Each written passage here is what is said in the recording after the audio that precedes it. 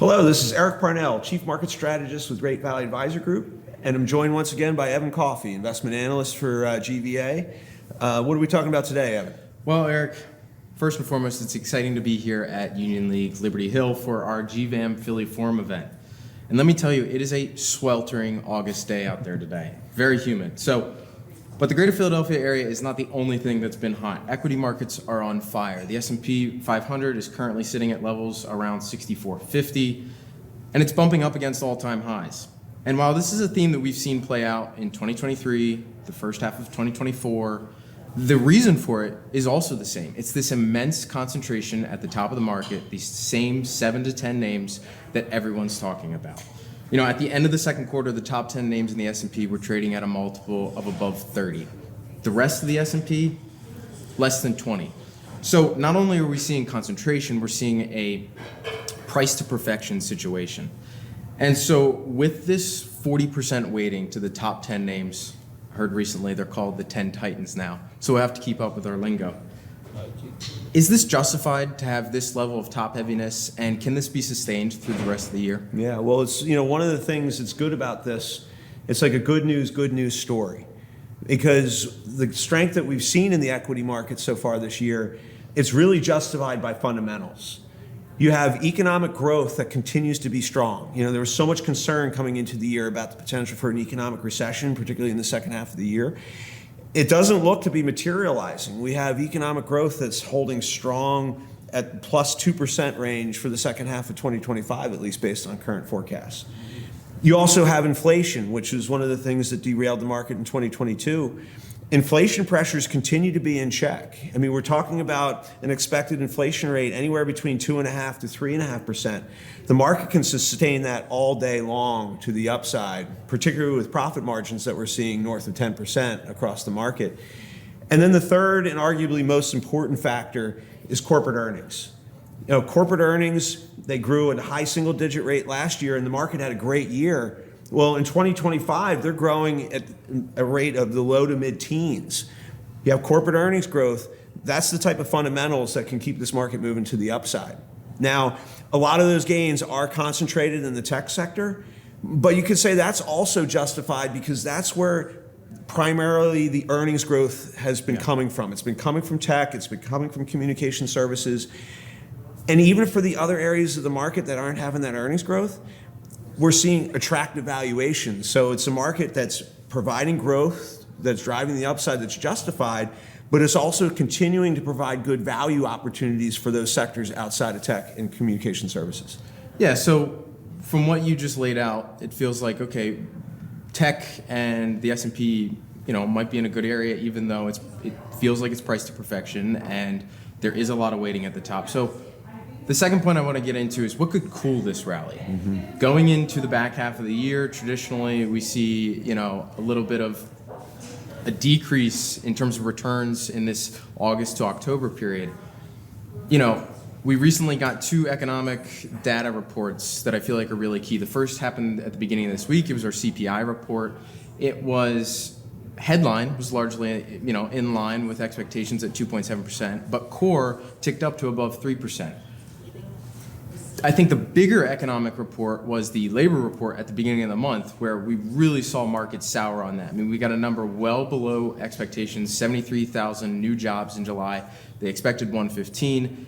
And more importantly, the downward revisions in June and May showed 258,000 less jobs than initially reported. So, I feel like the economic data situation may not be as good as what this market is pricing. And then with that, getting to your corporate earnings point, corporate earnings growth and the projections for tech and tech adjacent sectors looks great through the rest of the year.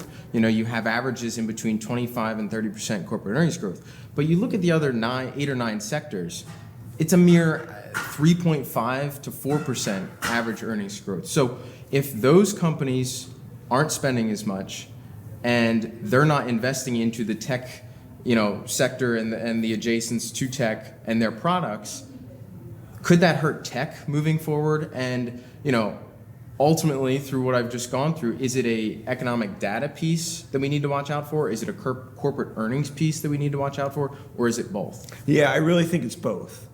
because you have a tech sector that's growing, but to your great point, so many other areas of the economy, I mean, we're seeing discernible slowing.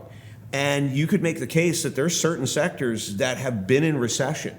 And the question becomes, well, can tech maintain this phenomenal growth in an environment where all of their customers in all of these different sectors, may not have the cash available or to maintain the CapEx, the capital expenditures and the fixed investment that has been helping to drive this tech growth that we've seen so far. So that's something that we really need to keep an eye on. But, we do have that slowing in these areas of the market. It's one of the things that helps justify the Federal Reserve cutting interest rates. And, we've seen it for the last 16 years. If the Federal Reserve's cutting interest rates, the market typically loves it. But there's one wrinkle here, is that we need to see those interest rates be cut. If it's a situation as we go through the remainder of 2025, where if inflation numbers start to come in hotter than expected, whether that's coming from higher goods prices associated with tariffs, if it's coming from base effects in terms of year-over-year comparisons, if there is the perception that inflation is starting to heat up, well, the problem that presents is that starts to take away the flexibility the Federal Reserve has to cut interest rates. And if the market senses that, that's the type of thing that could take a little bit of the wind out of the sails of these markets. Yeah, and I think that you segued us well into our last point here, which I do want to touch on the Fed because it's in financial news and markets what feels like every day now, whether it's from the administration putting political pressure on Fed Chair Jerome Powell, or we get a labor report like we did in the beginning of August. It raises questions about what the Fed should do in September. So we've got the CME FedWatch tool essentially pricing in an almost guarantee of a 25 basis point cut in September. But then we also just had Secretary Treasury Scott Bessent come out and say, hey, they should probably cut by 50 basis points or more. I want to dig into that inflation piece and the labor side a little bit more and get your perspective and opinion on what the Fed should do, because you're right, you've got a weakening dollar that's going to make importing more expensive. You don't have, the full implication of tariffs on the end consumer yet. So while the labor report feels like, hey, we need to make a cut, the Fed needs to move now, I feel like the inflation boogeyman is still right there, just lingering in the shadows. Yeah, that's one of the key questions, is that you have an economy that's continuing to grow and defying all of those expectations about an economic recession. You have corporate earnings that are still growing at a double-digit rate. Those earnings may be concentrated, but nonetheless, we're seeing a lot of earnings growth.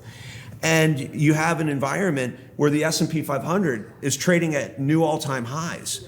So it starts to raise the question is, yes, the Federal Reserve has the flexibility to cut interest rates, but do they really need to right now? Is there a benefit for them to, keep dry powder and basically save those rate cuts for a rainy day? But that's part of what we look to the Fed and for forecasters, is to recognize that what we're seeing in the market today and what people are responding to today isn't necessarily what we'll see down the road. And their job is to anticipate what we expect to see in the future. But it is a balancing act. We saw it last September when they cut by 50 basis points. The market didn't like it.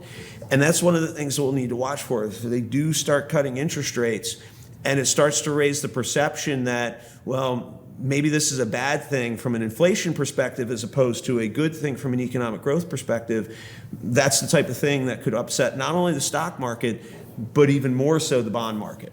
Well, I'll ask you one final thing, digging into your economic history.